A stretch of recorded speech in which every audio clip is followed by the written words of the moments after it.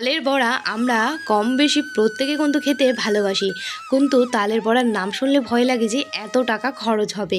আরে না, ওটা তোমাদের ভুল ধারণা। একদমই অল্প খরচে আজকে কিন্তু আমি তালের বড়াটা বাড়িতে বানিয়েছি। মাত্র 50 টাকা খরচে 5টা তালের বড়া আমি বাড়িতে বানালাম।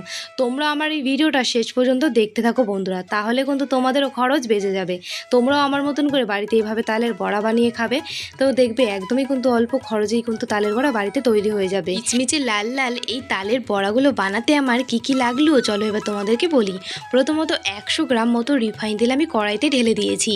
তারপর তালটাকে ভালো করে ছাড়িয়ে ঘষে নিয়ে ওর মধ্যে কিন্তু দিয়ে দিয়েছিলাম আমি সুজি, ময়দা, চিনি দিয়ে ভালো করে মাখিয়ে কড়াইয়ের তেলে কিন্তু একটা একটা করে দিয়ে তালের বড়াগুলোকে কিন্তু ভেজে আমি লাল লাল করে নামিয়ে নিয়েছি। তো বন্ধুরা, তোমরাও কিন্তু এরকম অল্প খরচে বাড়িতে কিন্তু এরকম সুন্দর তালের বড়া বানিয়ে খেতে পারো। আশা করি তোমাদের খুবই ভালো লাগবে। আমার তো তালের বড়াগুলো খেতে খুবই ভালো লাগছিল।